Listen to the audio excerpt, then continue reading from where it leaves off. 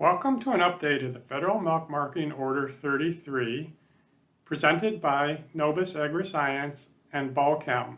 This is Dr. Lawrence Jones, and I'm recording this on June 3rd, 2022. I apologize for this being a couple weeks late. I normally get this to you earlier in the month of May. It's probably a case of perfection being the enemy of good, because I just really wanted to understand what was going on and be able to give you a coherent story. But at this point, I'm going to go ahead and present what I know, and we'll see if we can figure out what's truly going on here. About 2 weeks ago, you received your statistical uniform price, which was $24.91 for order 33. And again, that's based in Cuyahoga County, basically Cleveland, Ohio. With a PPD of around 49 cents. Now that turned out to be a $1.53 increase from March. So again, a very solid month, another increase in milk prices. If we compare this across the nation, there's about a $1.43 increase in statistical uniform prices. Is driven largely by Class 1 coming up about $1.50 and Class 3 coming up $1.97. So as I said, you guys were about $1.53 increase.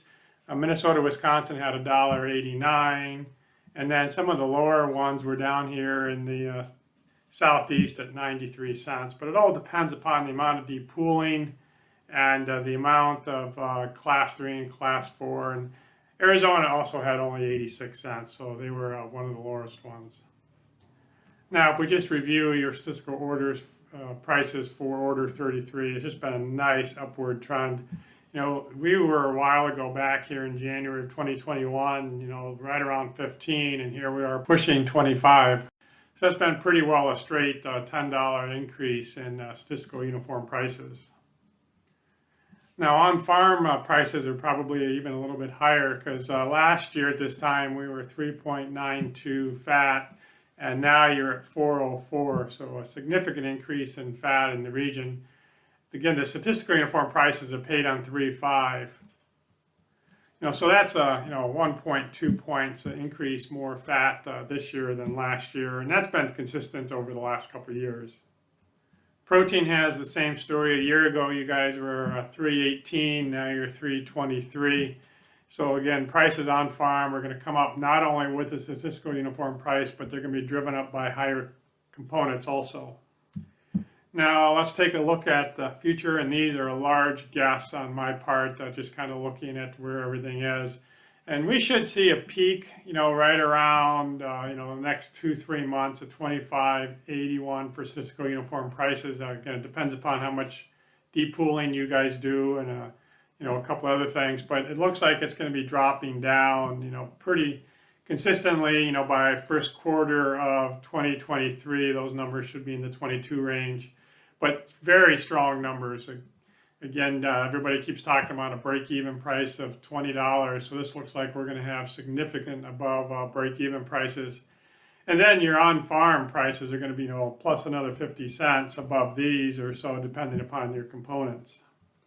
If we break that down just into the Class 3 and Class 4 components, it was interesting that actually Class 3 was higher than Class 4 here in May, but overall Class 4 is shadowing Class 3, but they're both pointing down here for the next year basically. So we've got a downward trend, but higher Class 4 than Class 3 prices. So these are the Class 3 prices, again from 15 up to 25, 21, and that's the price that was just released yesterday. And then this is going to settle off here. I don't think we'll hit 25 again in the short term, but I may be wrong on that. But I think that's probably our highest Class 3 price of the season. Class 4 is a little bit different story. Again, we had $15.92 back here in August of 2021. This was $24.99, but this is going to push pretty hard. And if you look at the futures as they ended up yesterday, at 26, I think we'll stay below that a little bit. The market's trending down a little bit today, but it's going to be very good prices here for the next few months for sure. Let's convert this over to farm level numbers. These are your fat prices. Again, we've got very good numbers right now at around 330, 333. Anything over $2, which is way down here, is usually a pretty good number. But this is going to slowly trickle down here, and we're going to be back in that 250 range by first quarter of next year. Now, protein's telling a little bit different story, and that's going to be driven largely by increasing cheese prices and declining butterfat prices. But we're going to see really strong protein prices. I mean, kind of the numbers that we were seeing during the pandemic. 371 and change at the end of 2022 and into 2023. So very strong protein prices coming up in the near future. This is a snapshot that I try to pull together. Actually, it comes out every day. If anybody has an interest in getting this report from me every day, let me know and I can add you to the mail list. But if we look at for the next 12 months, we're looking at an average of $3.99 for soybean meal. So that's kind of come under that $400 number. We've got corn at around $2.51. That's been coming down, a little bit. If we take a blend of 3 and 4, we've got an average of $23.38. So again, a very good number. That's not exactly a statistical uniform price because there are different things that come into your statistical uniform price. And I kind of keep track of this number, which I call my energy protein index. It's 8 pounds of corn meal, 8 pounds of soybean meal. And so we're about $2.60 a cow a day on that. That's been up to $2.70, $2.80. I'll show you some graphs long term on that in a few minutes. But that has definitely come down. I call that our off-farm purchased energy and protein cost. So I want to jump into the USDA reports for just a minute. We've got 2 of them for April already. And they've got a lot of things that I think are being misinterpreted. So I'd just like to go through these with just a little bit. So to orient you, this is where we were in March. These are what I call my trend estimates. And then these are the actual numbers. And so for cow numbers, we ended up at 94.02. That really bothers me a little bit. We'd actually had 94.02 that's got revised, which I didn't fix that. And so what happened was the USDA found a bunch of cows in March and carried those numbers forward. To me, that just simply says that we're going to probably have a revision here soon. But let's look at these cow numbers. And one of the things that you listen to is, production is down, cow numbers are down compared to a year ago. And this is the graph of cow numbers, clear back to 2015. And so we're at 94.02. A year ago, we were at 9,500,000. And so the question that I ask is, if this dropping, was that a good thing or a bad thing? So the industry is kind of saying, we've got a reduction in cow numbers from a year ago, so we're contracting. I just keep crying foul on that because I think these 9,500,000 was entirely too many cows. And we come back to where the cow numbers are relative to history. We're at really high numbers, actually, even right now. There's only a time in 2018 that we had more cows than this. So I would challenge you to say that I think cow numbers are more where they ought to be as opposed to being significantly down from a year ago. But at the same time, we have slaughter numbers that are coming down. If we go back to March or somewhere in here, we were killing 65, 67,000 dairy cows a week, and now we're down to 52. And this is a graph that I get from StoneX, and you can see where 2022 is below 2021, and so we're definitely, increasing cow numbers in the herd, even though everybody's kind of expecting the cow herd numbers to come down. And this is a graph of milk production per cow per day for each month. And the red dots are what we had in history. And it turns out that I did not use last year's data because it was way off the trend line. And so when we draw that line, it looks like that production number came in really close to where the trend was suggesting. But again, because the number was so high last year, everybody's arguing that we've come down in production per cow. But in fact, we're right on trend line. We've also got the cold storage numbers that just came in, and we added about 15 million pounds to cold storage. And in my opinion, this has been misrepresented in the industry also, because everybody has been saying that this is, we increased a particularly small number, but let's go back and look at what the data tells us. And in fact, StoneX thought we would actually take about 12 million away, and my trend said that we were going to add about 16 million. So this number that came in at 15 million was very, very close to trend. And if you read, several reports, DFA, Dairy Daily report, they said, well, the 5-year average was 32 million. So coming in with about 15 million was seen as a, very bullish thing. But what they failed to do is look at during the pandemic, we added 104 million pounds to cold storage, and that is not a typical addition. And in fact, this would very much be called an outlier. And so if we get rid of that, it turns out that this 15 million is probably a pretty good number if you go back in time. It was a little bit higher at the 41. And we had 1 year where we took cheese away, but that was also post-pandemic. So I think the 15 million is pretty much right on trend line. And if we look at the actual cold storage cheese stocks, it's been coming up about 3.7% per year. And you could argue that, we're a little bit below trend, but the number that scares me is this is the current level projected back. We have an all-time record of cheese in cold storage. And how do we, reconcile that with prices? I'm not quite sure. I have some ideas as to what's going on, but you cannot ignore the fact that the amount of cheese in cold storage has been growing very fast, almost 4% per year, and the current level is at a record high. So my point on all of this is when you hear reports in the news of, comparing year over year, you need to look at those very skeptically.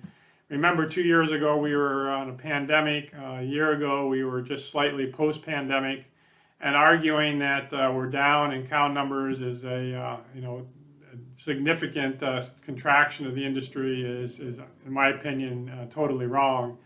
So I think at some point we're going to have to reconcile this issue of a whole lot of cheese and reconcile that we're in a more sustainable path than we were a year ago.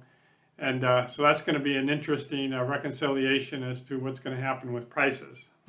So just a note on the global dairy trade that happens twice a month that gives us an indication of what's going on in international trade.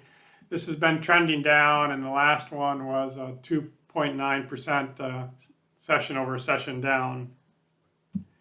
But again, if you look at the index, we have come down, but we're still at very high levels. Down a little bit of some of the 2013, 2014 numbers, but internationally, dairy prices are very good.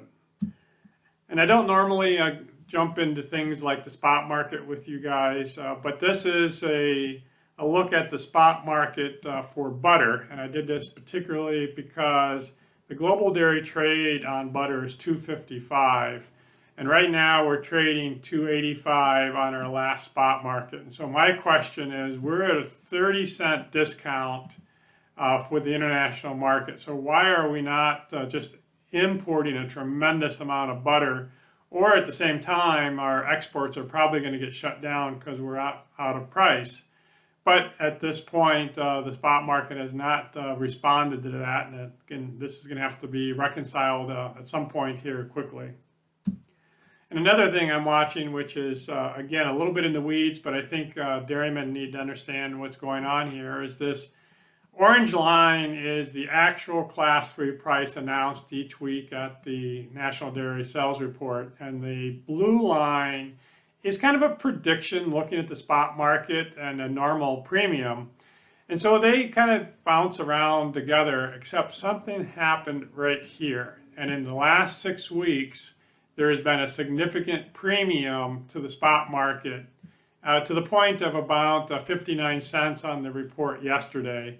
And if that premium goes away, then we're going to see about a 60-cent drop in the Class 3 price to reconcile back to the spot market. Now, what's going on with that? Lots of people have taken a guess at it. One is just overall inflation. They're trying to hedge inflation. And so it's just buying forward. Number two, maybe a war premium. Number three, maybe the spot market isn't the right thing for price discovery, because with the supply chain issues, you buy a load of cheese on the spot market, you don't know if it's coming from California or Wisconsin, and the trucking on that is significantly different. So I'm not sure, but I do believe that this is going to start collapsing this next week in the data that I'm looking at. So that premium has been there. I call that the residual premium, one we can't explain. And if it comes down, we're going to lose somewhere between 40 and 60 cents a hundredweight on the National Dairy Sales Report. And the elephant in the room that dairymen just do not like to talk about is the demand side. We worry a lot more about the supply side, and this was a daily dairy report yesterday that high prices are starting to cut into demand, and in fact we may not be selling as much dairy as we had hoped to, and that's going to put a bit of a pressure on these prices. So just a few minutes on grains, because those are always going to impact the dairy profitability. This is the gray satellite looking at the shallow groundwater, so this is more immediate. It does look like Michigan is reasonably wet. The storms have been going through this area, the midsection. This probably doesn't do justice for what's going on in the North South Dakota, Minnesota spring wheat / corn planting area out there. And the eastern side of Wisconsin also looks to be fairly wet, and it looks like it's going to stay that way for a while. So I just want to put a plug in to something that I follow every Monday and Thursday. This is a YouTube video by Eric Snodgrass, and it's supported by Nutrient Egg Solutions. So I grabbed this picture last night. It had been out for an hour and already had 172 views. I find this to be a real good discussion of the forces going on that are driving the overall climate, and gives us a sense as to, if we're going to have a wet week or a particularly dry week, and what are the probabilities, of that actually happen. And so I find Eric to be very informative, maybe a little in depth for some of you, but I think it's worth taking a listen to. So back to this protein energy complex. This is very specifically August soybean meal and September corn. So this is coming, up very close. But we've come down off of these $2.90 a cow a day numbers, down in that 260. So overall, these kind of ramped up, got particularly high, and then came down. So right now the market is being driven a little bit by what's going on. And so this on the right is an indication of percent of corn planted, and as I kind of always tell myself, agriculture is very resilient, and we may have had a very slow start here in the red for corn planting, but caught up in a hurry. And as a consequence, the new crop corn has been coming down, because it looks like we've hit our peaks on that. Now, can we hit additional peaks? Absolutely. But that's been under a lot of pressure, because this corn planting has very much come to completion here. And also the rains that are coming in the corn belt right now are seen as a little bit bearish, because they're going to give us a very good crop. Meanwhile, soybeans have been coming up, and they seem to be coming into a bunch of upward pressure, and that's because there was a lot of speculation that corn would be replaced by beans because of fertilizer and some of these sorts of things, but it actually doesn't look like that happened. In fact, a friend of mine called a national supplier that sells seed corn, and one of their comments says, acreage is definitely up, our seed is definitely up, our chemicals are definitely up, so corn planted, regardless of what everybody says, is probably going to be very good this year. So recently, soybean meal has been, kind of coming under a little bit of pressure. But we were clear up to 450 for a while here, and the support of beans is probably much soy oil, being driven by the energy complex. But soybean meal does look like it's trending down just a little bit here. And I always like to take a look at the heating oil complex, because this is a proxy for on-farm diesel fuel. And it just makes everybody sick that we could have locked that back here in December at $2. And right now, that contract's around $4.20, $4.30. So this is going to have a significant increase increase in forage cost as well as other cost on farm. And just a quick note here, trading these kinds of contracts takes a lot of margin, and it takes a bit of finesse to get it done. But if you had traded this on the CME, bought it at $2, and then it's currently at $4.28, you were to capture that $2.20 premium. However, some people have actually booked in on-farm diesel, with their local supplier, and then are getting letters saying, sorry, we can't abide by that, the contract that we have. And so I know of a couple farms around us that thought they had it locked in around $3, and all of a sudden they're finding that they're more on spot because they're arguing it was the old force majeure of natural causes beyond their control, and they're not going to honor the contract. Anytime you trade something like this on the Chicago Board of Trade, it is a true contract, and that is held to be true. So just final thoughts here. The big question is, will demand continue to support these prices? And the flip side of that, is supply going to be as tight as everybody thinks it is? And those are the really big questions. China just opened up one of their big cities, and there's a lot of speculation that they're going to come in and just really, buy a whole lot of dairy. I don't know if that's going to happen quite as fast as everybody hopes it will. And then, in my opinion, agriculture is very resilient. More milk will get produced. There's the argument that we have very few heifers, and feed costs are going up, but you guys have a way of always making more milk. And then the other is the grain prices probably won't be as high as expected. As you can see, they've come off of those highs already, and if we have a very good growing year, then both beans and corn will probably come down from where they were. So I would like to thank you for watching this program, and hope that some of this information will help you make better decisions. And I will try to get back to the normal schedule this next month. I think the markets are actually beginning to calm down a little bit and be a little bit more understandable. I hope everybody has a great week, and please be safe in all you're doing out on the farm, and appreciate what everybody is doing.